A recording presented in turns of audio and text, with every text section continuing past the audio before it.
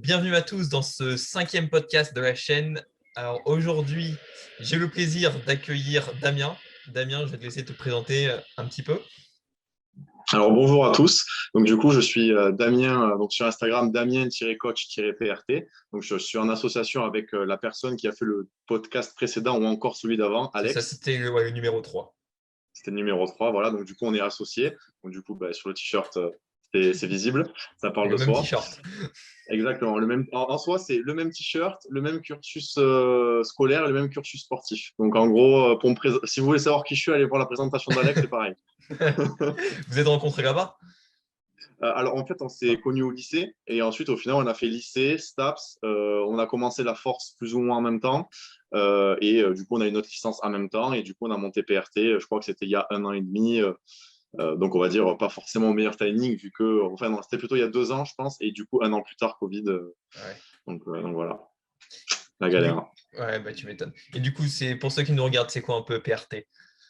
Alors, PRT, donc c'est tout simplement notre groupe notre page de coaching en fait sur Instagram, qui est basée donc sur du coaching en ligne. Donc, on fait absolument tout. Donc, on peut tout faire, bien qu'on soit spécialisé en force athlétique, puisque c'est la discipline qu'on pratique, et également dans la préparation physique multisport, puisque Alex est issu de nombreux sports et a été entre autres préparateur au MHB, préparateur physique au MHB.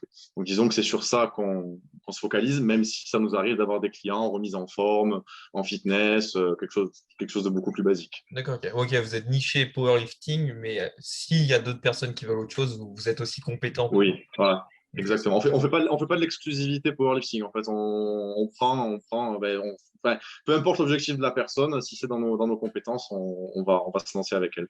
D'accord, ok, ça marche. Et du coup, toi, tu as commencé la force en quelle année? Alors, je pense que c'était approximativement en 2017 que j'ai commencé. Je pense que ça doit être en 2017 et du coup, j'ai atteint mon pic de performance fin 2018, suite à quoi je me suis blessé. Donc, mon pic de performance, c'était donc en moins de 93 kilos, j'avais fait 600 total, donc 215 au squat, 140 au coucher et 245 au terre. Et je crois que approximativement 4-5 mois plus tard, je me suis blessé. Donc bon, je ne vais pas rentrer dans les détails, mais en gros, voilà, c'est au niveau sacro-iliaque, ça a été assez complexe. Et du coup, là, depuis juillet de l'année dernière, donc depuis juillet 2020, je suis en partenariat, enfin, je travaille avec Victoria Polastri de The Human Movement Therapy, d'ailleurs, petit coucou aussi sur le podcast, qui du coup m'a aidé à revenir. Et là, petit à petit, je reprogresse avec les conditions que j'ai d'entraînement. D'accord, ok. Et est-ce que avant la force, tu avais déjà fait un peu de musculation ou de... Oui, Ok, ouais, ouais, ouais. Alors, ça, d'ailleurs, c'est assez pertinent. Du coup, moi, en réalité, j'ai commencé à toucher, on va dire, à tout ce qui est un petit peu à la fonte au lycée, quand, du coup, on était initié à ce niveau-là, en fait. Donc, je crois que c'était en première, avec Alex, d'ailleurs. Donc, du coup, j'ai commencé très bêtement, on va dire, entre guillemets là. Bon, tu connais, hein, je veux dire, j'avais une barre de haltères, c'était du développé incliné, pardon, du développé militaire, développé nuque, un peu de triceps, des biceps, c'était cool, quoi, tu vois. ouais, ça Donc, grillait pas vraiment très équilibré, quoi. basique. Ouais, voilà, c'est ça. En gros, voilà. Je pense qu'il y a beaucoup de monde qui est passé par là. Beaucoup de gens se reconnaîtront dans ces débuts un peu catastrophiques. Et ensuite, du coup, à partir du moment où j'ai commencé à arriver en stage, forcément, vu que ça c'est devenu quelque chose de concret d'un point de vue professionnel, j'ai commencé à beaucoup plus me documenter. Et là, du coup, ça commence à ressembler beaucoup plus à quelque chose. Donc, petit parallèle, en gros, quand j'avais commencé au tout début au lycée, du coup, j'étais très grand à l'époque. Déjà, en gros, j'avais 16 ans, je faisais 1,82 m pour 65 kilos. Et là, j'ai du coup bientôt 23 ans dans une semaine et je fais 1,88 m pour 94 kilos. D'accord, ok. Ouais, c'est propre. Voilà. Ok, d'accord. Bon, du coup, on va rentrer dans le sujet de la vidéo. Le sujet, c'est Ouais. hors saison et comment gérer la prise de muscle pour gagner plus de force. Alors, première question que j'ai à te poser, c'est pour toi, la prise de muscle est-elle importante pour prendre de la force et à quel degré? Alors, c'est une question qui est assez vaste. Oui. Ma réponse, si je devais donner de but en blanc, ce serait oui, c'est important. Après, le degré va dépendre en fait du niveau de l'athlète. Donc, je m'explique tout simplement. Ça va être bien plus important d'un point de vue planification d'intégrer de l'hypertrophie pour un débutant que pour quelqu'un qui est déjà expérimenté. Donc, quand je dis débutant, c'est quelqu'un qui fait muscu ou force ou les deux cumulés depuis, on va dire, 1, 2 ans. Et expérimenté, c'est quelqu'un qui a déjà peut-être 4, 5 ans de bagage d'entraînement derrière lui, puisque inévitablement, la personne qui sera débutante aura une marge de progression d'un point de vue musculaire qui sera beaucoup plus grande que celui qui, par exemple, dans mon cas de figure, j'ai vu que j'ai déjà pris 30 kilos. A priori, c'est peu probable que je reprenne 30 autres kilos naturellement, quoi, tu vois. C'est sûr.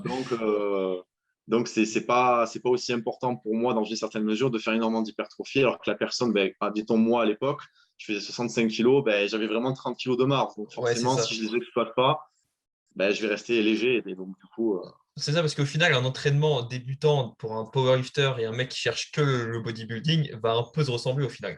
Il y aura peut-être oui, quelques nuances, mais les deux, en fait, ont besoin de prendre de la force, apprendre les mouvements et prendre du muscle. Donc, oui. Ouais, je suis entièrement d'accord. Je suis entièrement d'accord. Disons que la seule différence au final entre un powerlifter débutant et un mec qui fait juste du body, ce sera qu'en fait le powerlifter débutant aura un focus accentué sur squat, bench, terre, c'est alors ça. que le body, il peut potentiellement ne pas en faire du tout. Ouais, ça, il peut zapper, il peut faire un peu plus de machines ou Voilà, d'exos c'est qu'il ça. préfère. Exactement. Ouais, tout à fait. Exactement. Tu as peut-être quelque chose à dire, à rajouter?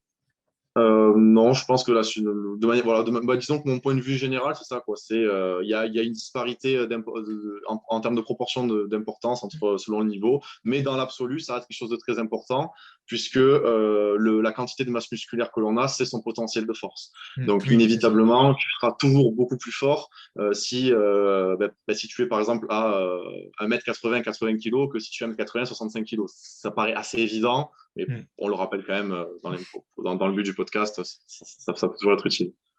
Ouais, c'est ça. Donc, ouais, si on devait résumer la question, en gros, c'est surtout que ça va dépendre du niveau. Et puis, euh, et puis voilà. Oui, c'est ça. Et donc, alors on va du coup chacun rapidement expliquer comment on conçoit le hors-saison. Par exemple, est-ce que une approche, toi, tu as plus une approche bodybuilding ou alors tu as plus une approche qui est spécifique? D'accord. Alors, une fois de plus, au final, je vais faire un parallèle à la réponse que je donnais précédemment. Ça va dépendre en fait du niveau de l'athlète que je coach, ce qui signifie que le hors-saison de quelqu'un qui a 6 mois de force ne va pas ressembler au hors-saison de quelqu'un qui a 4 ans de force, par exemple, avec les performances qui vont avec.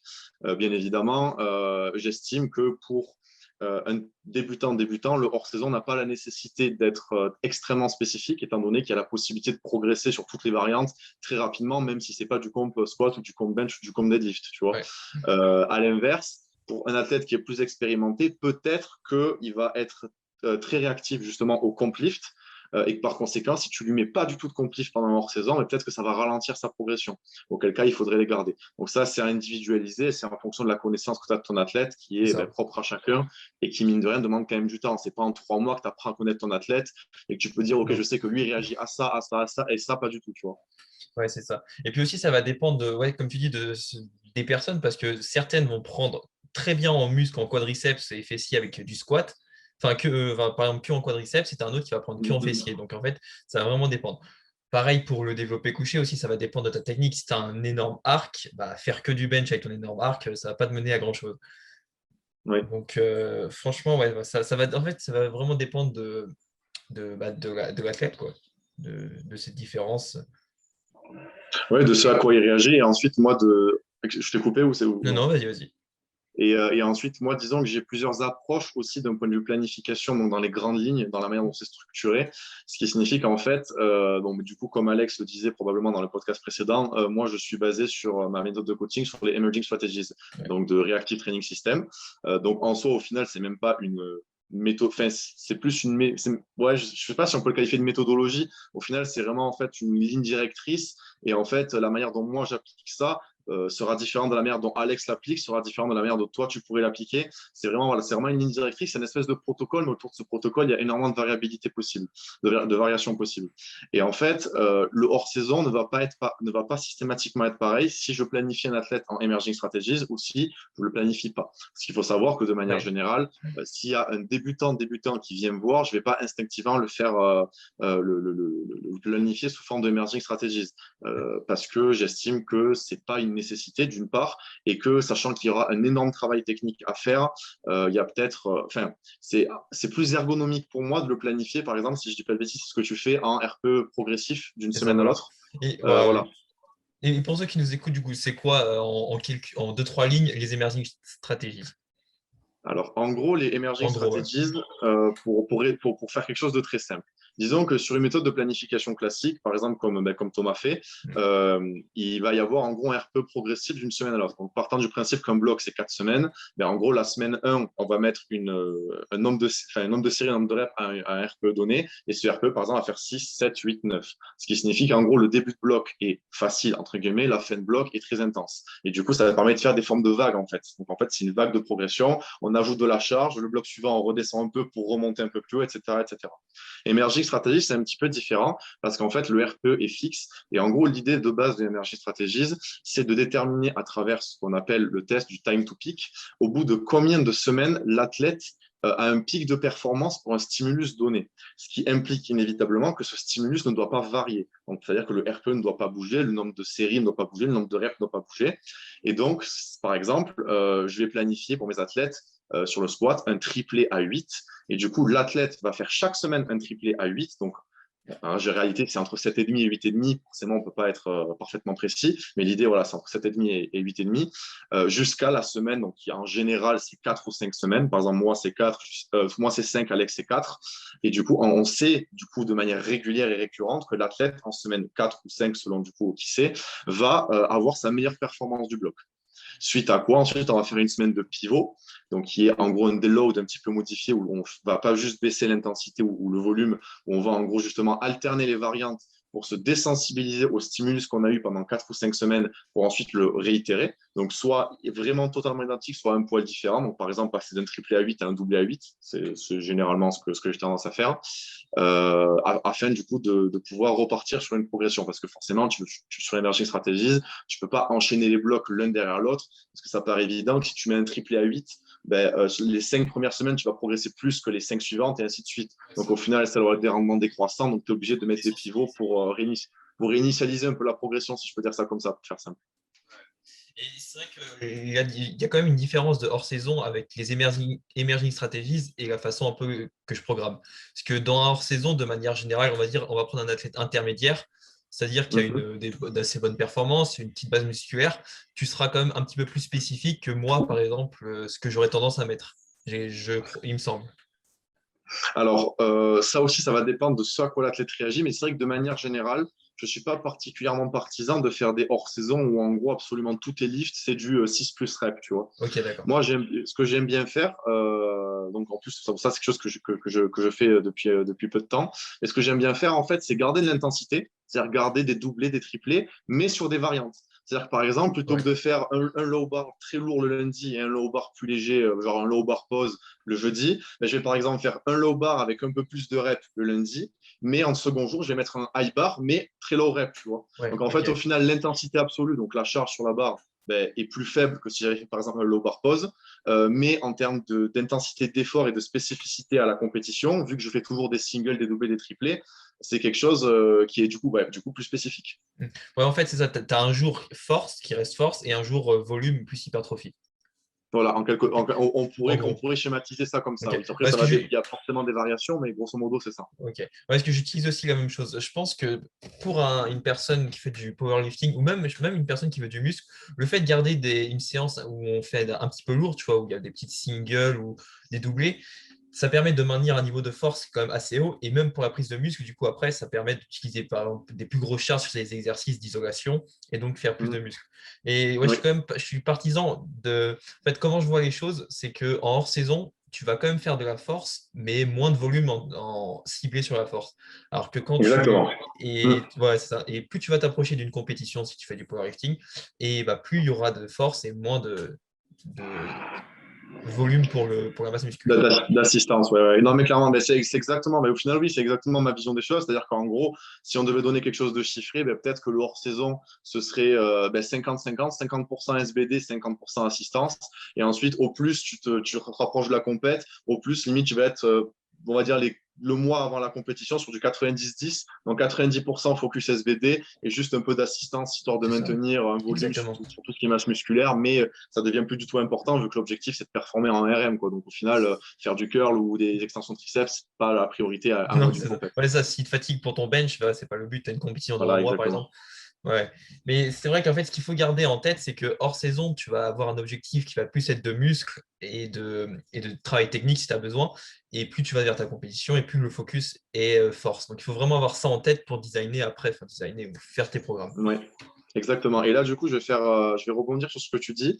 Et ça, du coup, c'est plus adressé aux athlètes qui parfois m'ont déjà posé la question, et du coup, même les gens qui te regardent tout simplement.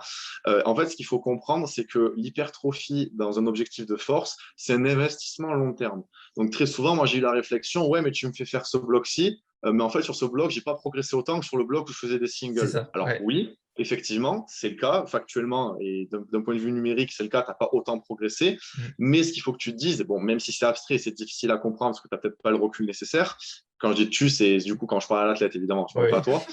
Euh, et, euh, et du coup, en fait, ce que toi, tu as fait sur ce mois-ci, c'est quelque chose qui va te servir sur tous les mois en fait qui vont suivre et en fait sur toute ta carrière en fait parce qu'au final là on est peut-être en train de parler du coup sur une saison de power qui dure du coup 1 an, mais quand tu vas sur quelque chose de vraiment très long terme, c'est-à-dire 5 ans, au final ça revient à ce que je te disais, à ce qu'on disait tout à l'heure, ce que je disais tout à l'heure, c'est que si sur tes 2 premières années de force, tu prends 2 mecs, il y en a un qui fait pas mal d'hypertrophie, qui prend 15 kilos sur 2 ans, alors que l'autre n'en prend que 5, ben même si le mec qui a pris que 5 kilos, alors c'est très schématisé, il y a une nuance, ça dépend, mais l'idée générale, c'est ça, c'est que le mec qui a pris que 5 kilos, même s'il progresse plus en performance, mais il a 10 kilos de masse musculaire potentiellement en moins, donc au Ouais. final, à terme, ben, la balance s'équilibre. Donc au final, c'est pour ça qu'il faut, à mon sens, ne pas être dans l'excès du côté bodybuilding, mais non plus ne pas être dans l'excès de faire quasiment aucune assistance et aucun body C'est parce qu'on fait de ça. la force et qu'il faut juste être fort sur SBD, le reste on s'en fout.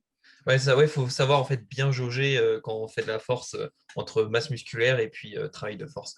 Et il y a beaucoup aussi de coachs qui ont tendance à, parce qu'ils veulent, je sais pas, un peu de crédibilité ou alors ils veulent avoir des résultats rapidement, qui vont sur du hyper spécifique tout le temps. Donc c'est sûr que ton athlète va prendre énormément de force sur les premiers mois, mais au bout d'un moment, il va atteindre un plateau parce que bah, ses adaptations nerveuses seront bah, quasiment à leur maximum, mais il n'aura pas pris de masse musculaire.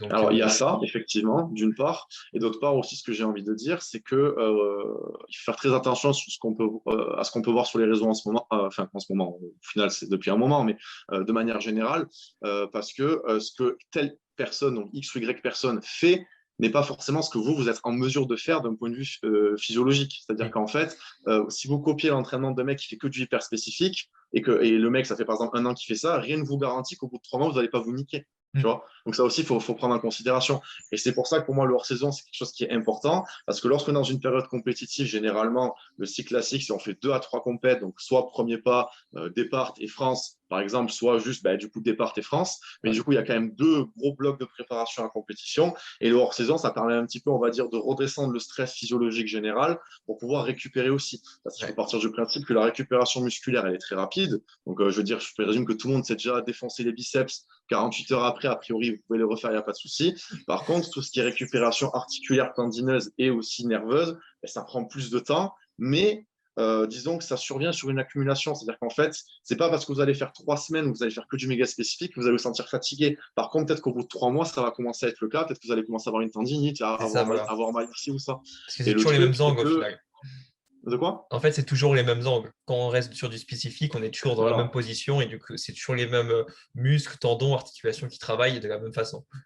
Exactement, exactement. Et d'ailleurs, ce que Victoria me dit souvent, c'est qu'il faut garder à l'esprit que nous, en powerlifting, on est un sport de compression, en fait. Donc, en fait, on est systématiquement en train de comprimer le corps dans tous les sens. Sauf que, oui, effectivement, le corps est une machine de survie extraordinaire, mais on n'est pas non plus des machines. Donc, en fait, moi, je pars du principe, et d'ailleurs, ça aussi, c'est quelque chose que ma blessure m'a appris, il vaut mieux garder un petit peu de marge, entre guillemets, vis-à-vis de ces possibilités de progression pour justement réduire le risque de blessure plutôt que d'y aller comme un fou furieux, donc d'exploiter au maximum tout ce qu'on peut. Et du C'est coup, le ça. risque de blessure est plus important parce que du coup, là, en l'occurrence, je parle en connaissance de cause. Ben, quand vous êtes blessé pendant quasiment 1 an et que même si vous allez chez la chiro, chez l'ostéo qui vous remettent en place sous une barre à 80, vous descendez à la première rep, pam, vous sentez que la sacro se rebloque, mais je vous garantis que vous vous dites, putain, si j'avais su, j'y serais allé un peu plus tranquille, j'aurais fait mon hors-saison comme il fallait. Et comme Ouais. ça, actuellement, ben, peut-être que je ne serais pas en train de faire du terre à 200 et peut-être que je serais déjà à 280, tu vois. Mm. Donc, ça, on n'y pense pas tant qu'on ne s'est pas blessé, en fait. Mais quand on Ouais. s'est blessé, ce qui est mon cas, enfin, moi, en tout cas, ça a énormément modifié la perception des choses, que ce soit en tant qu'athlète et que coach. Ouais, c'est ça. Ouais, c'est intéressant ce que tu dis parce que c'est vrai que c'est pas instinctif de se dire je vais un petit peu me brider en progression pour faire du travail de fond qui va me servir sur le long terme. Parce que souvent, on a envie en fait, de progresser à fond en mode sprint, mais il faut vraiment avoir une vision plus marathon, quitte à se brider un peu, comme je l'ai dit. Ouais, clairement, c'est complètement le cas parce qu'il faut partir du principe aussi que, à moins que votre objectif, donc quand je dis vous, c'est les gens qui nous regardent, ça soit de juste faire un an de force, faire de la compète et arrêter. Là, oui, clairement, perdez pas votre temps avec un hors-saison.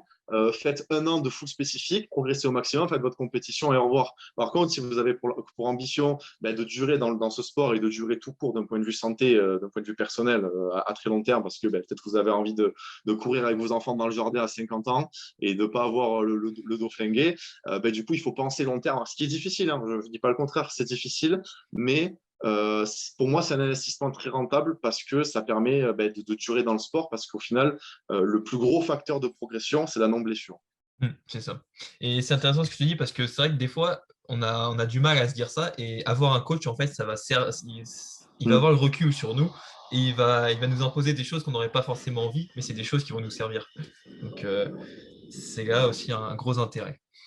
Ouais. Donc, je pense que pour cette question-là, on a bien répondu. J'en avais une autre, c'était, je pense qu'on a un peu répondu, enfin partiellement, c'est comment tu organises concrètement, en fait, dans les détails, ton hors-saison. C'est-à-dire quelle variation, quel nombre de reps, euh, toutes ces petites choses-là. Ok, alors, donc du coup, pareil, question assez ouverte. Euh, je vais essayer d'être assez concret. Donc, en fait, déjà, disons que le hors-saison de chaque athlète individuellement va être réalisé en fonction de ce que j'ai pu observer sur la période compétitive qui a précédé le hors-saison. Mm. Et c'est ça qui est très intéressant d'ailleurs dans les compétitions, puisque les compétitions, c'est typiquement le meilleur endroit possible pour pouvoir analyser les erreurs des athlètes, qu'elles soient en rapport avec le règlement, ou qu'elles soient techniques ou qu'elles soient musculaires également. Donc, il y a rien de mieux qu'avoir des vidéos des 3 barres de son athlète, de les analyser, parce que du coup, il y a une augmentation dans l'effort et du coup dans le RPE, jusqu'à 10, voire 11 si jamais c'est un fail. Et du coup, ça permet d'analyser énormément de choses qu'on ne voit pas forcément à l'entraînement quand on fait par exemple des séries RPE 6, 7, 8, où c'est assez facile, entre guillemets, de limiter les erreurs techniques. Ouais, c'est ça. Et du coup, en gros, le hors-saison, disons que si je devais schématiser, il y a deux hors-saison principaux. Il va y avoir le hors-saison qui va être pour l'athlète qui a énormément besoin de travail technique. Et à l'inverse, il va y avoir, ce qui est le cas de beaucoup de mes athlètes, étant donné que je suis extrêmement minutieux sur la technique, c'est quelque chose qui pour moi est super important.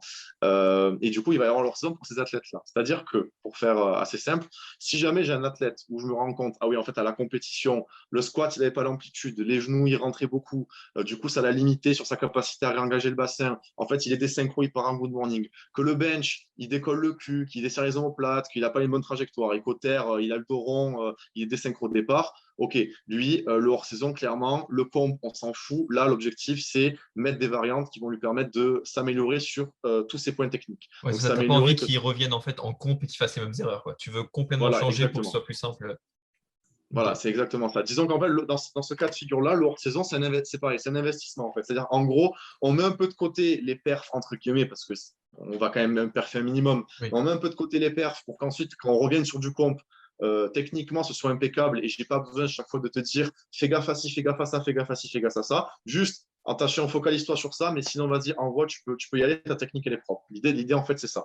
Mm. Donc, ça, c'est le premier hors-saison. Et du coup, dans ces variantes-là, je vais énormément utiliser tout ce qui est par exemple, pour le squat, du high bar si jamais il a une faiblesse quadriceps, du tempo, du posé, du tempo qui peut être aussi sur la concentrique si jamais il a tendance à être désynchro. Ça peut être du squat en vitesse aussi. Moi, c'est quelque chose qui est un peu contre-intuitif, mais qui m'avait fait énormément prendre conscience de certaines choses au squat. Donc, D'accord. à l'époque où je squattais dans les 180, c'était du squat dans les 100 kilos. Et du coup, le fait d'avoir 100 kilos, d'aller très vite, ça me permettait du coup de me focus sur beaucoup de choses, parce que c'était léger en fait. Ok. Et du coup, en fait, dans cette optique-là, l'idée, c'est d'enlever à l'athlète la pression psychologique et la contrainte de la charge. C'est-à-dire qu'en fait, il faut que quand il arrive sous sa barre, il ne soit pas en mode putain, c'est lourd. Parce que s'il se dit putain, c'est lourd, tu sais qu'il va se focaliser sur le fait de juste de monter la barre. Ouais, ça, c'est Donc un peu l'idée, instinct de c'est survie, quoi. Quand tu sens que voilà, c'est lourd. exactement.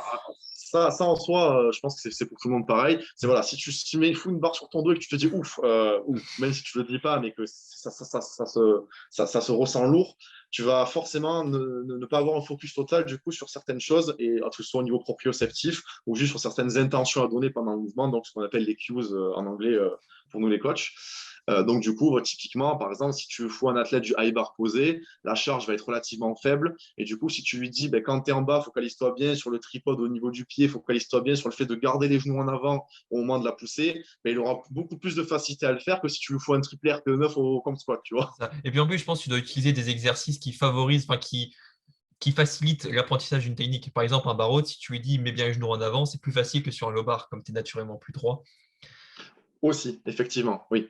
Effectivement, oui, et au final, c'est vrai qu'en fonction des variantes, il y a certaines choses sur lesquelles c'est beaucoup plus facile de se focaliser. Par exemple, le squat tempo sur la descente, C'est et du ça. coup, ça te permet de te focaliser sur ta stabilité au niveau des pieds, ça te permet de te focaliser sur la manière dont tu gères la synchronisation entre l'avancée de genou et, la flexion de hanche sur la descente pour être synchro si ce n'est pas le cas. Ça te permet aussi de bien ressentir l'arrivée en bas, en fait, pour garder l'attention et pour ressentir l'amplitude. C'est Ouais. important parce que au final, la gestion de l'amplitude, c'est surtout la proprioception. C'est-à-dire que si tu as été habitué toute ta vie à demi-squat, a priori, il va falloir que tu apprennes, que tu détruises le schéma moteur un peu de ton squat pour le réimplanter parce que le schéma moteur que tu as implanté pendant des années, c'est s'arrêter à la moitié de l'amplitude. Quoi. Ouais, c'est vrai. Et du coup, voilà, l'idée, c'est ça pour le première saison. Est-ce que tu veux réagir Bon. sur ça ou... Ouais, c'est ça. Et aussi par rapport aux exercices techniques, pour apprendre à avoir une meilleure technique, il y a aussi des exos qui punissent. Je ne sais pas si tu vois ce que je veux dire. Par exemple, Mhm. un pin squat, si tu es trop sur l'avant en bas du mouvement, pour repartir, tu vas Ouais, sentir que c'est méga dur. Donc ça va te forcer en fait à bien te positionner. Par exemple, sur un ouais, deadlift, tu fais un deadlift posé à 5 centimètres du sol. Si tu es trop sur l'avant, crois-moi que ça va être ouais. vraiment dur à se relever. Du coup, je pense que tu as bien répondu pour ça. Juste pour les exercices type bodybuilding, tu les organises comment? Alors attends, juste avant de répondre à ta question, Ouais. je vais rebondir sur ce que tu disais. Pareil, moi, un exercice qui est punitif, que j'aime bien programmer, c'est du bench 5 secondes pause. Parce qu'en Ouais. fait, la pause est tellement longue que déjà, même si tu comptes vite, la pause est quand même longue. Donc ça, c'est un truc qui est pas mal. C'est aussi, moi j'aime bien, c'est assez drôle parce que ça permet de mindfuck tes athlètes. Si un athlète qui a tendance à compter trop vite, tu lui fous 6 secondes de pause, même s'il compte vite, il y aura quand même 3 secondes, donc C'est c'est ça. bon, tu as Ouais, une dans bonne ta tête, pause. tu veux qu'il ait un 3, mais tu le mets 6 en fait. Comme ça, tu es sûr Voilà, qu'il. c'est ça, exactement. Et du coup, au final, c'est super punitif parce que la pause est tellement longue que si le mec, si le mec est habitué à faire du soft touch au bench et qu'il s'écrase en bas, et en fait, au moins, il va pousser, il va se dire putain, merde, ça va pas. J'ai déconné, il y a un truc qui va pas. Quoi. Non, mais c'est vrai que c'est C'est très ça, intéressant. Ton ouais, ça exercice j'aime en bien. 5 secondes, t'es obligé de maintenir une tension énorme et Ouais. ça t'apprend, ça te force. Ouais, ouais.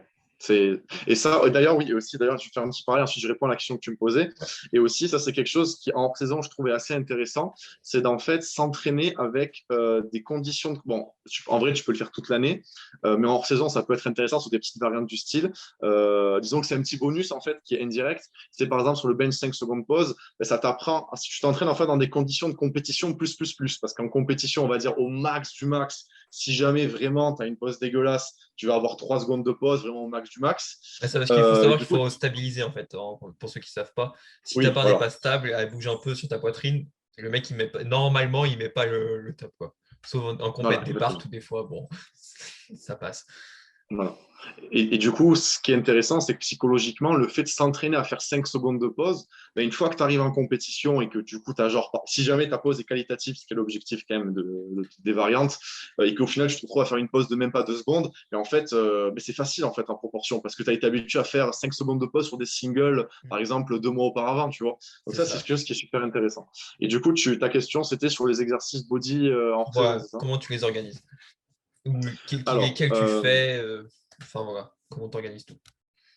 Alors, disons que je vais séparer le hors-saison et le saison. Disons que sur le hors-saison, je vais toucher à tout le corps. De manière générale, c'est là pour moi où c'est intéressant de pouvoir corriger les asymétries, de pouvoir du moins équilibrer les forces. Par exemple, si tu as un arrière d'épaule qui est en retard, a priori, faire de l'oiseau à un mois de la compète, c'est pas le plus pertinent. Par contre, justement, le hors-saison, si tu as un déséquilibre au niveau de l'épaule, d'un point de vue postural et santé en termes d'équilibre de force au niveau de l'épaule, ben, c'est justement en hors-saison que tu vas le bombarder, de sorte à ce que quand tu arrives au final, quelques mois plus tard, ben, la symétrie soit corrigée et du coup, tu n'es plus à t'en soucier plus ou moins dans le futur. C'est ça. Donc, je vais toucher plus ou moins à tout. Donc, en focalisant sur ça et en focalisant, bien évidemment, malgré tout, on est quand même des powers sur les muscles qui sont utiles pour les trois livres, du coup, le squat, le coucher et le terre. Et également en mettant, si jamais c'est un objectif de mon athlète, ça l'est pour certains, ben, des points faibles d'un point de vue esthétique, qui peuvent aussi, au final, être un point faible qui a trait à la force. Par exemple, un point faible pec, ben, si tu as envie d'avoir de plus gros pecs pour te sentir bien, ben, c'est cool, mais la conséquence aussi, c'est que du coup, ça te servira pour ton bench. Ouais, c'est ça. Et aussi, Voilà. bah, même, je dirais que tous les muscles vont servir. Par exemple, les biceps, on pourrait se dire que ça, c'est pas trop utile dans un but de power, mais finalement, si tu as des triceps trop faits des biceps trop faits par rapport aux triceps, et ben, au final, tu n'auras pas une aussi bonne stabilisation au coude et tu risques d'avoir des petites douleurs, petits trucs comme ça. Oui, ça complètement. Le but, en fait, c'est quand même d'avoir, même si l'objectif, c'est pas l'esthétique, c'est quand même d'être équilibré, parce que le corps n'aime pas enfin, être plus fort d'un côté que de l'autre ou des choses comme ça. Ouais, complètement, complètement. Et en plus, ce qui est intéressant en saison, c'est que vu que tu consacres moins de temps et que vu que les charges relatives sont généralement plus faibles qu'en saison, tes séances, du coup, squat, bench, terre sont relativement plus rapides à faire. Ouais, Donc, tu as plus de temps à consacrer au reste. Et du coup, c'est là où ça devient intéressant de travailler des choses auxquelles on ne pense pas forcément, du style les mollets, tu vois. C'est vrai qu'a priori, les mollets, c'est pas forcément quelque chose qui est directement utile en tous les cas. En tous les cas, c'est pas un muscle moteur sur le squat ou le terre. Par contre, ça peut avoir un intérêt de stabilisation. Ça peut avoir un intérêt de stabilisation. Donc, même si l'intérêt est moindre, ben, travaille-le en hors saison, ça, éventuellement, tu n'auras pas forcément à le faire ensuite, non, c'est plus ça. tard, tu vois. Mm. Idem, tout ce qui est travail de gainage, etc., je trouve que c'est assez pertinent de le faire dans le hors saison, bien que tu puisses en conserver un peu plus tard. Mais voilà, c'est là où le gros du travail est fait, parce qu'au final, quand tu te retrouves à ne plus être en hors saison, ben, en tant que coach et en tant qu'athlète, surtout si tu as des contraintes de temps au niveau de tes entraînements, tu es obligé de sélectionner le nécessaire, en fait. Et C'est ce ça, qui est voilà. facultatif, tu dois le virer, parce que ben, soit tu n'as pas le temps de le faire, soit tu ne peux pas te permettre de le faire pour X ou Y raison. Alors qu'en hors saison, a priori, tu as quand même plus de temps disponible pour faire ta séance, vu qu'il y a beaucoup d'exobody, les temps de repos sont plus courts, donc par conséquent, voilà, les échauffements sont moins longs vu que tu as des variantes, C'est ça. etc., etc. Et du coup, l'un dans l'autre, tu peux faire plus de volume sur chaque séance. C'est ça. Et puis du coup, l'aspect psychologique est beaucoup, je trouve, enfin, est beaucoup moins dur en hors saison parce que tu te dis pas, par exemple, oh, j'ai une grosse single à faire au soulevé de terre. Tu te dis, par exemple, si tu es en sumo, par exemple, ton off-season, c'est du traditionnel en 2-3 reps. Et ben, c'est moins dur de se dire ça dans sa tête que partir sur une grosse single en sumo. Je sais pas Oui, si toi, ça clairement, te fait ça aussi.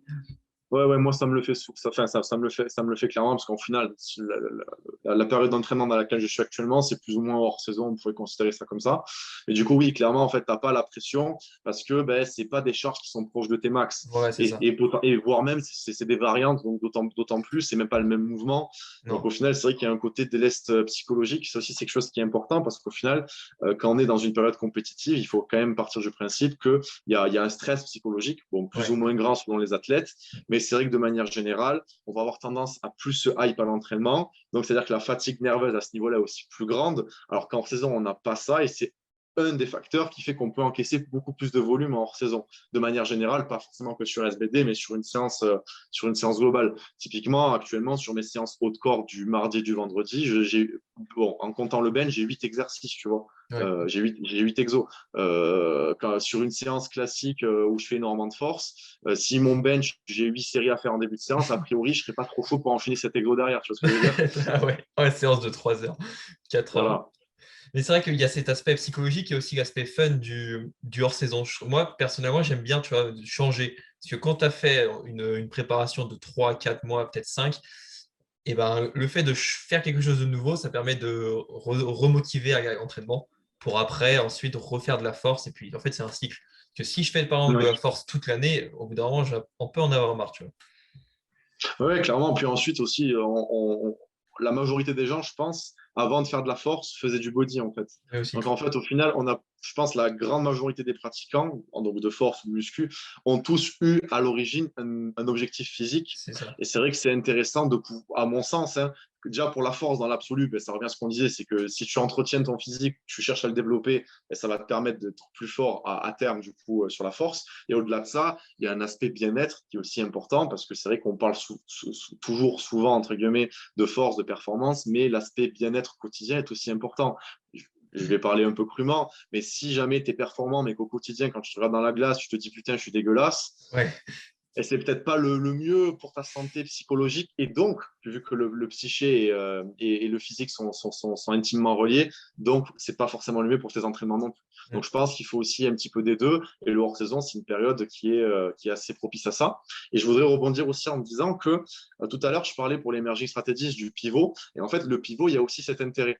On avait fait un post sur notre page qui expliquait qu'en gros, le pivot, en fait, il y a le même intérêt qu'un déload, parce que du coup, vu qu'on met souvent des variations, on ne met pas les mêmes lifts en fait, que ce qu'on a fait sur le bloc suivant, mais généralement, il y a un délaisse psychologique et de charge, donc physique, qui se fait. On fait aussi ce qu'on a envie de faire dans une certaine mesure. Donc, en fait, il y a un côté très ludique qui est Ouais, très, ça très c'est. cool. Et en fait, au final, ça permet d'avoir vraiment une espèce de reset, que ce soit en termes de progression, comme je disais tout à l'heure, mais aussi psychologique d'un bloc à l'autre, en fait. Ouais, En ouais. gros, vu qu'en fait, on est sur des RPE, entre guillemets, hauts et pas évolutifs sur tout le bloc, c'est vraiment 4-5 semaines, je charbonne. Ensuite, une semaine, tranquille, je vais à la salle, j'ai pas besoin de me hype comme un malade, j'ai pas besoin de mettre la musique à fond, j'ai pas besoin de prendre d'ammoniac, j'ai pas besoin de que mon pote me hurle dessus, j'ai pas besoin de faire des gros PR. Enfin, ça peut se faire, mais c'est pas une nécessité absolue. C'est ça, Et ouais. du coup, je trouve que c'est une bonne temporisation et aussi par rapport à ce qu'on disait tout à l'heure pour le côté prévention des blessures. Le pivot, c'est quelque chose qui est très cool parce que par exemple, si un athlète il sort du bloc et il dit j'ai commencé à avoir un petit peu de tension dans les genoux, ok, pas de souci. C'est quoi ce qu'on va faire, c'est qu'on va te mettre du mid-pin au squat pour pas que tu descendes tout en bas, donc moins de stress sur le genou. Le terre, on va pas faire du sumo, on va faire du conventionnel, comme ça au moins tu laisses reposer aussi. Et du coup, il y a une grosse adaptabilité qui peut se faire. Et pour la longévité, je trouve que c'est quelque chose qui est très intéressant à implémenter. Ouais, c'est tout à fait raison. Et oui, du coup, tu parlais du reset, et c'est vrai que ce reset psychologique, c'est ce qui m'a entraîné à faire, je sais pas si tu as vu sur ma chaîne, la série Road to Summer Body. C'est en fait un truc où l'objectif, c'est d'être de plus en plus spécifique. Il y a un objectif body pour l'été. Et je sentais qu'au bout d'un moment, là, la force, j'en pouvais plus, tu vois, je voulais quelque chose de nouveau. Et le fait de faire ça, ça m'a remotivé vraiment énormément. Parce que les 2, 3 mois précédents, j'étais passé un peu par un désert psychologique, tu vois. J'étais en mode, Mhm. l'entraînement, ça me faisait chier. Et là, dès que j'ai commencé à faire ça, c'est revenu. Et du coup, bah, les performances commencent à revenir parce que c'est hyper lié, la psychologie et tes performances. Ouais. Ouais, clairement, clairement. Ouais, ça revient à ce que je disais, c'est le bien-être, quoi. Le bien-être, c'est avant tout Exactement. important. Si vous n'êtes pas bien là, vous ne pouvez pas être bien dans vos entraînements. Enfin, du moins, vous ne pouvez pas être bien sur du moyen long terme dans vos entraînements. Donc, si jamais vous avez besoin, même ne serait-ce si vous avez une compète de prévu que vous ne vous sentez pas bien psychologiquement, n'ayez pas peur de dire en fait, je ne veux pas faire la compète et en fait, j'ai envie de switch un petit peu pour pouvoir retrouver l'entraîne que j'avais auparavant, de m'entraîner et de refaire de la force en fait. C'est Parce ça. que même, il faut partir du principe que là, je pense, la quasi-totalité des gens qui nous regardent, je pense qu'aucun d'entre nous n'a pour ambition de devenir professionnel dans ce sport, et même si vous l'étiez, dans tous les cas, vous ne gagnerez rien. Ah, malheureusement, hein, ce n'est pas un sport qui est développé. Donc, il faut penser à soi avant de penser au sport. Et ça, c'est quelque chose, je trouve, qui a tendance à se perdre à travers tout ce qu'on voit dans les réseaux, vu que sur les réseaux, c'est souvent les athlètes de haut niveau, donc du niveau national, même surtout Europe et mondial, qui repartagent ça. Il faut garder à l'esprit que ces gens-là, c'est pas la majorité des pratiquants, en fait. Donc, c'est pas probablement vous qui nous regardez. Et pensez à vous, en fait, parce que le sport, enfin la force, en l'occurrence, c'est important, et votre vie aussi l'est. Et la plus belle des choses, à mon sens, c'est de pouvoir allier le tout. Parce que si vous êtes bien dans votre vie, si vous êtes bien dans votre famille, si vous êtes bien dans votre tête et que vous êtes bien en entraînement, vous avez tout gagné.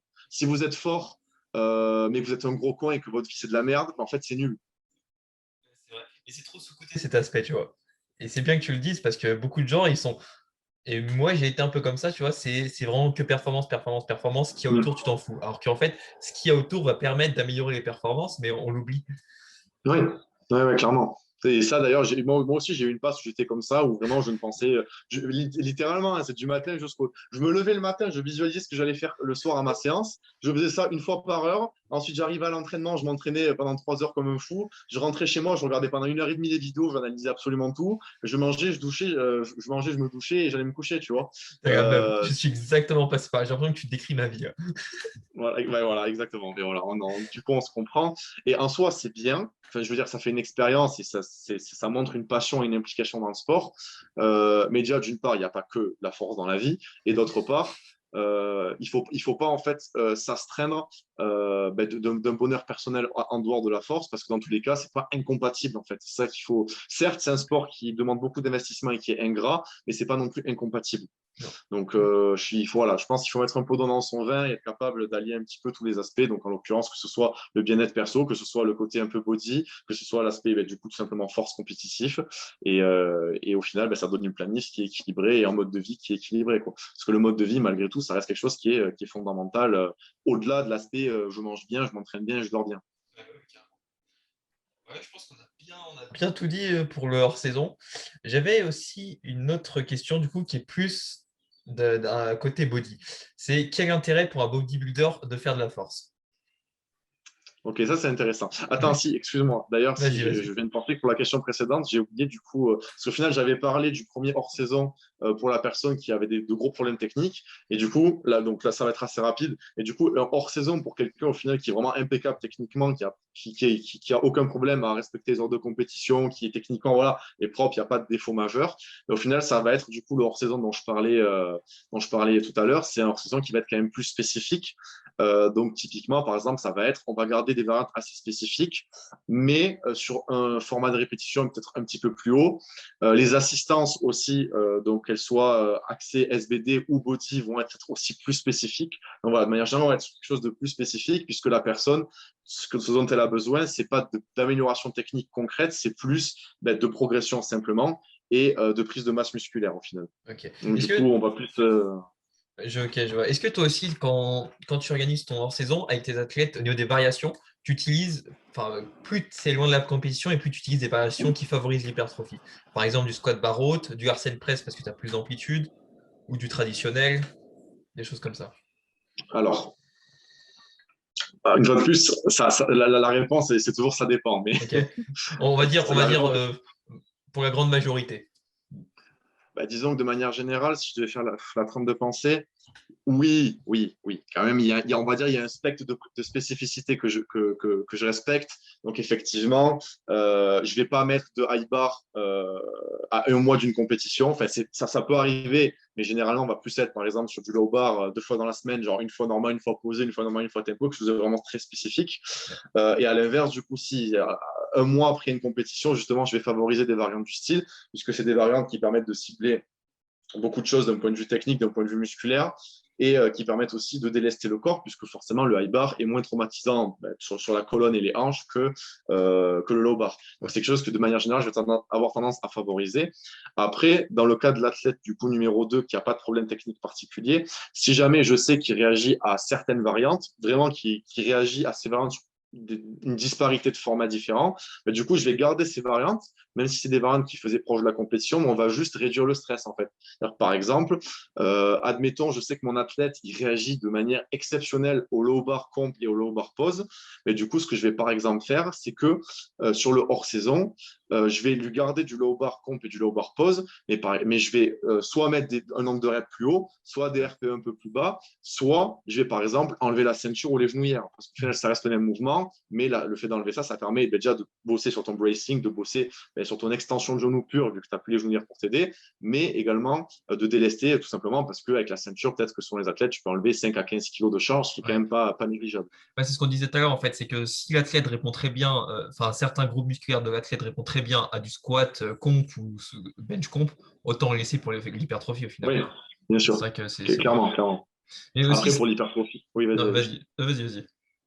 Du coup, oui, j'allais dire, après, c'est vrai que dans l'absolu, au plus il y a d'amplitude, au plus, enfin, d'un point de vue articulaire, au plus une articulation va dans une amplitude importante, au plus ça va être intéressant d'un point de vue stimulation musculaire. Donc, Mm. c'est vrai que forcément, si tu souhaites prendre des quads, il paraît assez évident que ça sera préférable de faire du high bar que de faire du low bar, parce que ton extension de genou, elle est beaucoup plus grande, et en proportion, oui, enfin, la flexion-extension est beaucoup plus grande, et la Mm. flexion-extension de hanche est beaucoup plus faible C'est sur le ça. high bar. Donc, Puis ça forcément, le fatigue focus moins est sur les le quads. corps aussi. Le corps est beaucoup moins fatigué si la charge est normalement plus légère Oui, en bar haute. Donc tu peux faire plus de oui, oui. volume sur tes quadriceps. Exactement. Et oui, ça aussi, c'est quelque chose qui est important, c'est qu'effectivement, chaque exercice, en fait, met une dose de stress X sur le corps qui va être de plus en plus grande. Donc, par exemple, si on prend deux extrêmes opposés, un sumo dos parfaitement droit avec un mec qui a une bonne génétique des bras longs va être beaucoup moins traumatisant qu'un mec qui a des bras courts et qui fait du tradi dos rond. C'est ça. Donc, par conséquent, le mec qui fait son sumo tout beau, il va pouvoir faire beaucoup plus de volume sans être cramé et sans, entre guillemets, se blesser. Bon, j'ai pas envie non plus de dramatiser parce qu'il ne faut pas dramatiser la blessure et son risque. Mais voilà, l'idée, c'est ça, quoi. C'est que le mec qui fait du sumo va pouvoir faire peut-être encaisser 15-16 séries de sumo par semaine. Là où le mec qui fait du tradi, peut-être qu'au bout de 8, ça va commencer à être compliqué, Ouais, c'est à être ça. compliqué, quoi. Et c'est ça Donc, c'est l'avantage, vrai qu'aussi, ouais, l'avantage des exercices avec plus d'amplitude, par exemple à l'Airsen Press, c'est que si tu le mets pendant leur saison, comme tu as plus d'amplitude, tu feras moins de volume dessus. Et du coup, ça te permet de te désensibiliser à un haut volume, par exemple, proche des compètes. Et quand tu étais. Enfin, ce que je veux dire, c'est qu'en hors saison, tu pourras faire moins de volume sur ton bench parce que tes exercices auront plus d'amplitude. Je sais pas si tu vois oui, ce que je veux dire. exactement, exactement. Ouais, ouais, clairement. Et ce que tu dis, c'est super intéressant parce qu'au final, dans la sélection d'exercices aussi, que ce soit dans le hors-saison ou en saison, c'est quelque chose qu'il faut prendre en considération parce que quelqu'un qui a une cage thoracique, d'ailleurs, c'est notre cas à tous les deux, une cage thoracique ridicule, des bras super longs, a priori, faire du Larsen press avec, par exemple, du Larsen 5 secondes pause en prise max, tu vas te retrouver dans une position où tu as l'humérus qui est carrément sous la parallèle, tu as les Ouais, coudes ouverts. En fait, au final, tu as un étirement monstrueux. Et du coup, si tu te retrouves à faire beaucoup de variantes de ce style, tu vas très rapidement te retrouver à avoir des inflammations, des tendinites au pec, typiquement, ou aux épaules. Enfin, alors, en l'occurrence, des trucs d'antérieur, parce que forcément, il y a tellement d'amplitude que le stress est très important. Donc ça aussi, c'est quelque chose qui est à considérer. C'est que toujours plus d'amplitude, c'est pas forcément mieux en fonction des gens. Par contre, à l'inverse, ce que tu disais tout à l'heure, c'est quelqu'un qui a un très gros pontage, très très gros pontage avec peu d'amplitude. Lui, par exemple, va clairement bénéficier en hors saison de faire des exercices style Larsen, voire même en Larsen medium grip, parce que du coup, il va pouvoir vraiment construire de la masse, parce qu'il y aura beaucoup plus d'amplitude. Et même au-delà de ça, pour lui, ça permet de travailler des aspects très spécifiques, comme le fait de maintenir la tension sur une amplitude beaucoup plus grande, puisque le mec est habitué à, par exemple, à maintenir l'amplitude sur ça. Donc forcément, le ouais. maintien d'amplitude sur ça, d'un point de vue articulaire et absolu, n'est pas le même que maintenir l'amplitude sur 35 cm. Donc Carrément. ça, c'est aussi intéressant. Du Ouais, coup, au final, ça revient à la même chose, que ça dépend des gens, ça dépend des athlètes. ouais, c'est ça. Ouais, c'est vrai que les mouvements avec plus d'amplitude, comme j'ai dit, ça permet de. L'avantage, c'est que bah, du coup, tu fais moins de séries parce que bah, ça traumatise plus. D'ailleurs, là, j'ai intégré le Larsen Press sur ce bloc en 4 séries de 10. Je peux te dire que ça me crame de fou, Ouais. tu vois. Les pecs, Ah oui, ils oui. sont niqués pendant je sais pas combien de temps.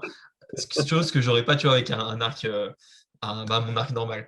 Mais Oui, c'est vrai que oui, bien sûr. l'inconvénient, comme tu dis, par contre, il faut faire très attention aux blessures. Par exemple, là, ma dose de volume est légèrement trop haute, tu vois. Du coup, j'ai des petites. Je sens un petit peu mes épaules, tu vois, ce qui n'est pas. Ouais. Sur le long terme, il faut faire attention. Mais ça, c'est parce que il faut que je gère du coup le volume. Et comme c'est un exo avec plus d'amplitude, ça traumatise plus mes, mes muscles et articulations. Ouais, clairement. Ok. Ah oui, je voulais aussi aborder, je crois qu'on n'a pas dit, c'est l'hypertrophie spécifique en fait. Quand tu choisis par exemple un squat, enfin l'hypertrophie spécifique, en gros, si je vais vite fait donner une définition, c'est vraiment faire un mouvement qui te permet de gagner du muscle dans plus ou moins les mêmes angles que ton mouvement de compétition. Par exemple, si tu fais du squat barre basse, Ouais. ça va te faire du squat barre haute, mais du coup, tu vas gagner de la masse musculaire un peu dans le même angle. Et je Ouais, trouve ouais, que bien sûr. voilà, l'avantage de faire des variations comme ça, comme par exemple du squat bar haute, c'est que ça permet de faire une hypertrophie spécifique et moins générale, par exemple comme un bodybuilder ferait. Ouais, ouais, mais c'est ça dans le choix des exercices d'assistance body, c'est quelque chose qui est assez, qui est prépondérant. Euh, Forcément, la sélection d'exercices général entre un power et un body va différer à ce niveau-là. C'est ça. Un exemple, l'intérêt d'un développé incliné halter est moindre pour un power que pour un body. À Exactement. l'inverse, le body va préférer faire du développé incliné à la barre parce que du coup, tu retrouves les mêmes angles articulaires et la même Exactement. mécanique de mouvement. Pareil pour du rowing, par exemple. Faire du pendlero, surtout si tu fais du tradi, c'est quelque chose qui est super spécifique. En termes d'exercice d'eau, du moins, c'est le plus spécifique que tu peux trouver. Et à l'inverse, pour un body, c'est peut-être pas la variante la plus pertinente. Non, c'est sûr. Et du coup, bon, des exemples comme ça, il y en a énormément. Si tu fais du tradi, faire du Romanian deadlift à la barre, c'est plus spécifique à en faire aux haltères. Donc, du coup, voilà, il y a ce côté qui est intéressant à considérer, puisqu'au final, dans l'absolu, les stimulus entre un RDL bar halter, c'est grosso modo les mêmes, mais il y a quand même une spécificité supplémentaire à la barre Exactement. qui, du coup, par conséquent, transférera davantage sur la performance qu'aux haltères, puisque c'est exactement la même mécanique de mouvement, à Ouais, peu de tout choses à près. fait. Ouais, c'est ça. Ouais. C'est vrai que c'est important. Enfin, important, c'est bien de savoir ça. Et je dirais que c'est la différence qu'il y aura entre un power et un body en termes d'exercice, enfin en termes de, ouais, Mm. d'exercice body. Du coup, ça nous Les, permet. les, Non, vas-y. J'allais dire, du coup, dernier exemple. Du coup, l'exemple qui me vient à l'esprit, c'est la différence entre un front squat et un high bar pour le squat. Donc, dans l'absolu, ce sont deux exercices où on est beaucoup plus vertical que sur un low bar et où, du coup, le stress est mis Ouais. sur les quadriceps. Et au final, quand on analyse la différence entre les deux, ben bon, déjà, dans l'absolu, visuellement, c'est pas évident que le high bar est bien plus spécifique au low bar que le front squat. Mais au-delà de ça, sur le front squat, il y a une demande, en fait, d'extension thoracique pour maintenir la barre. Donc, forcément, attends, je me vois pas trop, ouais. Donc forcément, sur un high bar, on va avoir tendance à garder la cage baissée pour pouvoir faire son bracing, là où sur un front squat, on a tendance à favoriser un peu plus d'extension pour Ouais. rester vertical et être bien stack au niveau de sa position. Sinon, Mais ça du pardonne coup, pas. et c'est ça l'inconvénient. De quoi? Sinon, ça pardonne pas. Si tu fais pas ça au front squat, Voilà, ouais. Tu as beaucoup plus de chances en position basse de te casser la gueule ou de lâcher la barre en avant. Et du coup, alors en soi, c'est pas une mauvaise chose, mais d'un point de vue spécificité, ben, on retrouve en fait un alignement au niveau du buste qui est pas quand même similaire à celui qu'on a sur son low bar ou son high bar. Parce qu'on va chercher généralement sur un low ou un high à baisser la cage et à engager les fessiers pour pouvoir avoir du coup la cage thoracique, le diaphragme et le bassin qui sont alignés en fait, le plancher pelvien qui sont alignés. Là où du coup sur un front squat, c'est moins susceptible d'être le cas, notamment pour quelqu'un comme moi qui est longiligne et qui par conséquent a le buste court, donc même qui sur un front squat a quand même un peu d'inclinaison. Donc bon, forcément, quelqu'un qui a une morpho d'haltéro, a priori, sur son front squat, il va être comme ça. Donc, c'est ça. il n'a pas besoin Debout, de faire d'extension thoracique. Tu vois. Mais voilà, pour quelqu'un qui a une morphologie qui n'est pas très adaptée pour du front squat, ben, ça va clairement être d'autant moins spécifique que du high bar que quelqu'un qui, du coup, est bréviligne. Et ça, Oui, du tout coup, à c'est quand fait. même quelque chose à prendre en considération. Oui, carrément. Du coup, ça nous permet, ça permet de transitionner sur les intérêts pour un bodybuilder de faire de la Oui. force. Alors, euh, je vais commencer la réponse par une citation que j'aime bien dire aux gens qui me posent des questions ou à mes athlètes. Tu n'auras jamais de gros pecs si tu as 10 RM au bench, c'est 60 kilos. Tu n'auras jamais de grosses cuisses si tu as 10 RM au squat, c'est 80 kilos. Exactement. Donc en fait, ça ne veut pas dire grand-chose, mais ça veut dire beaucoup de choses en même temps aussi. Oui, il faut C'est-à-dire prendre avec qu'en des gros, dans pincettes. l'ISLA, je n'ai. Voilà, exactement. Je n'ai jamais vu. Là, pour le coup, je vais rester sur de l'anecdotique parce que c'est assez drôle et ça, mine de rien, ça explique un petit peu mon point de vue. J'ai jamais vu de mec qui fait 10 reps à 80 en max au squat et qui a 70 de cuisse. Par contre, je pense qu'on a tous déjà vu dans les salles commerciales un mec qui a une technique dégueulasse au coucher, qui fait pas de force, mais qui te fait des séries de 10 à 100 ou 110 kilos au bench. Pourquoi? Parce qu'en fait, le mec, il a un haut de corps qui est énorme. Mais pourtant, il fait pas de force, il s'en branle du bench. Sa technique, elle est immonde, il n'a pas de comptage. Ses jambes, elles font ça à chaque répétition. Il a zéro stabilité, mais il est fort. Pourquoi il est fort? Parce qu'il ne s'intéresse pas au bench, mais parce qu'il a des gros pecs, il a des gros triceps, il a des grosses épaules. Et du coup, au final, ça permet de mettre en exergue le fait que, ben, en fait, les deux sont indépendamment liés. Et ce que j'aime bien dire aussi, c'est que les bon, du coup, nous, c'est pas notre cas parce qu'on a une opinion qui est semblable, mais les powerlifters devraient s'entraîner davantage comme des bodybuilders et les bodybuilders devraient s'entraîner davantage comme des powerlifters C'est ça. dans le bien commun, en fait, pour le bien commun. On veut trop dissocier les deux, en fait, comme s'il y avait une école powerlifting, une école body. Mais alors qu'en fait, il faut utiliser les outils du body en power et inversement, en fait. Parce qu'il y a tellement à Exactement. prendre de l'un et de l'autre. Par exemple, tu vois, la dernière fois, je regardais, les gens qui font du marathon, ils utilisent des techniques de sprint pour améliorer en fait leur performance en marathon, tu vois. Donc pourquoi nous, Ouais, on ouais, ferait la différence? Ça n'a pas bien sûr, trop, bien pas trop sûr. de sens. Bien sûr, surtout que bon, l'un va te faire avec l'autre, hein. Si tu prends du muscle, tu prends de la force. Et dans Exactement. une certaine mesure, si tu prends de la force, ça peut t'aider à prendre plus de muscle derrière parce que le stress mécanique que tu imposes à ton corps est plus important. Donc ça, Exactement. c'est quelque chose qui peut être très, très déterminant pour surmonter une stagnation d'un point de vue musculaire pur, hein. Donc si quelqu'un qui nous regarde ben, musculairement a du mal à progresser ou du moins voit que ça fait quelque temps qu'il a du mal, ben, pourquoi pas essayer de faire un peu de force, enfin, d'implémenter un petit peu de force pendant quelques mois pour progresser, mais pas progresser sur des 1RM, parce qu'en soi, vous les body, vous vous en foutez de progresser sur une RM. Progresser, on va dire, sur 5 à, on va dire, sur les exos globaux, sur 5 à 15 reps. Si vous améliorez votre 5 RM, votre 10 RM et votre 15 RM en squat de 20 kg, c'est inévitable que vous avez pris du muscle. Sauf pour un débutant absolu, parce que là, il y a énormément d'adaptation nerveuse. Il y a quelqu'un qui a déjà quelques années de muscu dans le sac.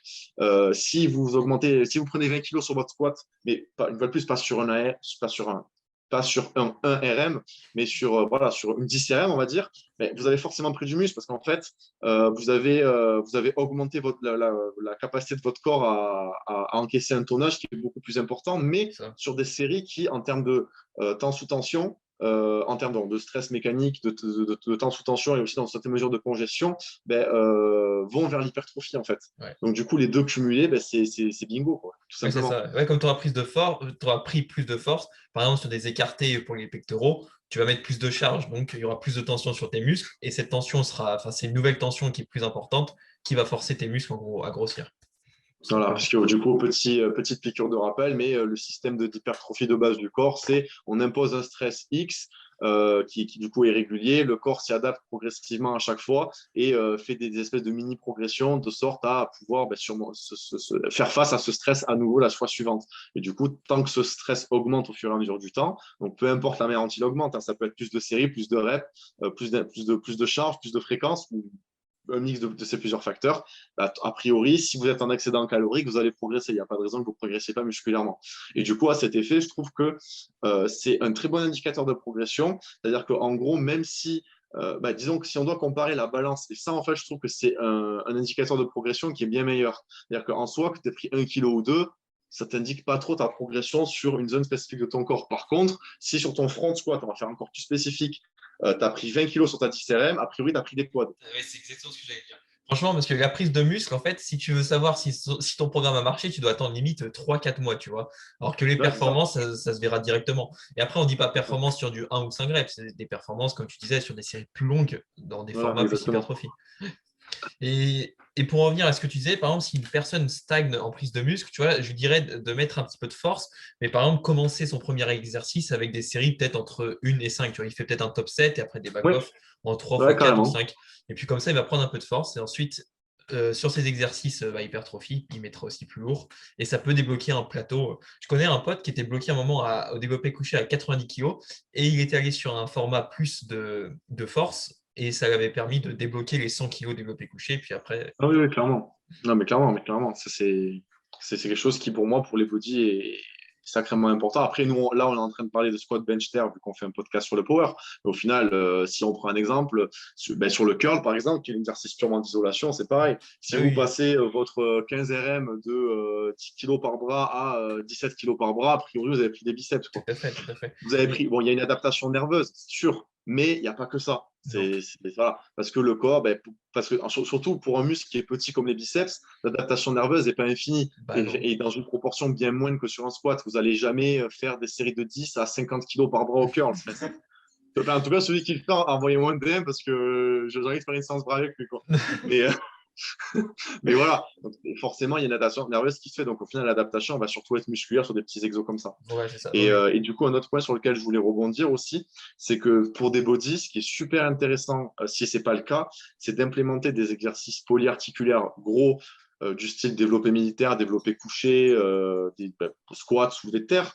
Parce qu'en fait, ça, c'est pareil, pour moi, même si on ne fait pas vraiment de format body dessus, c'est un investissement dans le sens où, en gros, le fait de progresser au squat, c'est toi qui dis ça tout à l'heure, le fait de progresser au squat va vous permettre de progresser en fait sur d'autres exercices, style la presse à cuisse, des machines quelconques, en fait, peu c'est importe les ça, des machines, fentes. là où l'inverse n'est pas forcément vrai. C'est pas parce que vous progressez sur du leg extension que vous allez progresser au squat. Donc, du C'est coup, au vrai. fait, voilà, dans une certaine mesure, c'est Oui. pas, enfin, du moins, le transfert de force n'est pas vraiment incroyable. Et du coup, c'est ça qui est intéressant pour un body de quand même garder une base de son programme, faire style power building, on va dire, c'est que ça lui permet en fait d'avoir une progression beaucoup plus aisée sur ses exercices d'assistance, sans qu'il ait besoin de chercher concrètement à faire des formats de progression poussés dessus. Oui, carrément, c'est ça. Du coup, je pense qu'on a bien répondu aux intérêts pour un bodybuilder de faire de la force. Et là, j'en vois pas. Ah si, j'en avais un autre, mais bon, c'est pas très scientifique, mais c'est que c'est fun, tu vois, de faire de la force. C'est vraiment stylé de Ouais, voir ses performances augmenter. Et je pense que, tu vois, même les gens qui font du body, je pense qu'au fond, il y a toujours un petit truc de vouloir toujours faire un petit peu mieux en termes de performance, tu vois. Franchement, ouais, et ouais, voilà, carrément. c'est ça aussi que je voulais dire, c'est qu'on est un petit peu trop des fois, il y a certaines personnes qui revendiquent un peu trop le fait de se concentrer sur le muscle, tu vois, la relation cerveau-muscle. Limite à faire des reps en mode 30 secondes, mais ils s'en foutent de la charge. Et on en perd Ouais. en fait au final cette volonté de progresser de monter en charge. Et c'est ça vraiment qui va te faire progresser, en fait, monter en charge. C'est pas parce que tu sens ton muscle brûler comme je sais pas quoi que forcément il va grossir. Au bout d'un Oui, moment, il non, faut bien sûr. forcer. Ouais, ouais, bien sûr, d'autant plus que quand on se réfère à la méthode de Lavier, la brûlure, sur les 5 facteurs de croissance musculaire, c'est le dernier. Oui, en Donc, plus. c'est pas quelque chose sur lequel il faut rappeler. Pour rappel, du coup, les 5 facteurs dans l'ordre, c'est la tension, enfin, la tension excentrique, la tension concentrique, le temps sous tension, la congestion et la brûlure. Donc, du coup, quand on analyse ça, donc là, pour le coup, c'est Frédéric Delavier, donc on est purement sur du body, on n'est pas sur de la force. Là, on est sur de l'hypertrophie. Donc, on comprend bien que la congestion et la brûlure, ça a sa place, mais c'est quand même les derniers facteurs. Le plus important reste la tension. La tension, c'est quoi? La tension, c'est la charge que vous avez sur la barre. Donc, bien évidemment, on n'est pas en train de dire faites votre répétition comme des bourrins et on s'en fout. Non, bien évidemment, il faut quand même avoir une sensation. Demi-mesure. Faut quand même, entre guillemets, si je peux dire, j'aime pas employer ces termes-là, il faut quand même diriger l'attention sur l'endroit qu'on veut Oui, cibler. bah oui, oui. Mais à partir du moment où c'est le cas, ben, n'hésitez pas à progresser et ça suivra tout seul, quoi. C'est ça, faut pas D'autant plus, ralentir ces reps juste pour que ça brûle en fait. Il faut voilà, en fait, non, d'autant plus que, oui, oui. si ça brûle, en fait, c'est juste parce que tu as fait des séries de 15-20 et là ça commence à brûler parce que ça brûle. Mais il ne faut pas absolument chercher cette congestion ou cette brûlure, parce qu'au final, c'est pas ça qui va t'apporter des gains. Du coup, Oui, et tu puis disais. oui, oui, clairement. Puis en soi, la brûlure, c'est un phénomène métabolique, quoi. C'est la création d'acide lactique. Donc, quoi que tu fasses sur un effort répété, il y a forcément quelque chose qui va brûler à un moment donné ou à un autre. Tu Oui, vois, tu veux voilà. dire, fais du vélo 20 minutes, tu vas probablement avoir les quadris qui brûlent un peu. Pour le coup, je pense pas que ce soit hypertrophique, tu vois. C'est ça. Franchement, si tu cherches la brûlure ou la congestion, tu fais du vélo et puis, et Oui, puis voilà. voilà, tu as ta sensation. Oui, et puis au-delà de ça, disons que tous les exercices. En fait, pour moi, en fait, les gens se posent souvent les mauvaises questions dans le sens où il ne faut pas se demander est-ce que je dois faire une excentrique lente, une pause, une ci, une ça. Donc là, je parle pour l'hypertrophie. La question, c'est qu'il faut se poser, que vous vous posiez, c'est est-ce que l'exercice s'y prête? Donc, a priori, faire du tempo lent sur des écartés pecs, ça a du sens. Parce que si ça vous aide à recruter vos pecs parce que vous avez du mal à les recruter, ben c'est génial.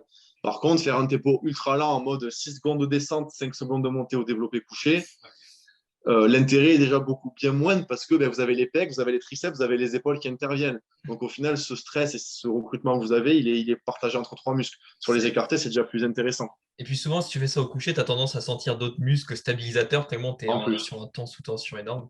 Mais Mm le -hmm. truc, la règle que je donne de base, c'est, enfin, pour l'exécution des exercices, n'importe, hein, force ou body, c'est d'aller le plus vite possible en maintenant une bonne technique. C'est-à-dire, enfin, après, Ouais. une bonne technique, c'est un peu différencié entre un power et un body. Power, ça va plus être avec une bonne technique d'exécution. Et le body, ça va être bonne technique, mais aussi sentir ton muscle, quoi. Faut pas non plus. Ouais, clairement, ouais, ouais, c'est ça. Voilà. C'est ça. Bah, disons qu'en fait, le summum, disons, de la capacité d'entraînement en hypertrophie, c'est d'être capable de faire des reps explosives, donc littéralement explosives, et d'avoir une des super sensations. Quand vous êtes Exactement. arrivé à ce stade-là, c'est que voilà, c'est que c'est godlike. Un exemple tout bête, moi j'ai un point fort quadriceps. Si je me fous sur une machine de leg extension, j'ai absolument pas besoin de faire de la contraction volontaire. J'y vais comme un gros bourrin, je vous garantis que je fais 20 reps, j'ai les quadriceps, je m'allonge par terre, quoi. Ouais, ouais, c'est vrai. Voilà. Bon, ça, c'est avec le temps que ça se développe, parce que forcément, donc, du coup, le recrutement moteur, hein, c'est pas une connerie, hein, on n'est pas en train de dire ça. Ah non, non. Ça existe vraiment, mais c'est quelque chose voilà, qui se développe avec le temps. Donc, au final, au même titre que le hors-saison, pour moi, se focaliser sur le recrutement moteur, c'est quelque chose qui est super important pour un débutant, parce que c'est un Tout à fait. investissement à long terme. Parce que si tu développes une super connexion cerveau-muscle dans ta première année de pratique, ça va te servir pendant tes 5, 10, 15, 20 ans de muscu. C'est ça. Et par contre, pour un mec, au final, mais en fait, c'est même pas une question de on doit se focaliser dessus ou pas, c'est que si vous avez fait le taf en amont, en fait, vous n'aurez même plus besoin d'y penser. Et même sur des reps, comme je disais, super explosifs, vous allez sentir vos muscles et vous n'aurez pas besoin. Mais en fait, votre connexion cerveau-muscle, elle sera entretenue. Mais vous allez pouvoir mettre de la performance et de l'explosivité là-dessus. Oui, tout à fait. Bah, c'est sûr que quand tu as un embryon de pec, quand tu débutes, ça va être un peu plus dur de les sentir que bah, Voilà. petit à petit, quoi, quand ils sont gros. Ouais, clairement. Bon, bah, du coup, je pense qu'on a bien répondu sur cette question d'intérêt de faire de la force pour un bodybuilder. On va passer sur les 3 questions que j'ai reçues. Ok. Du coup, alors la première question que j'ai reçue, c'était quelles sont les meilleures variations du SBD pour prendre du muscle?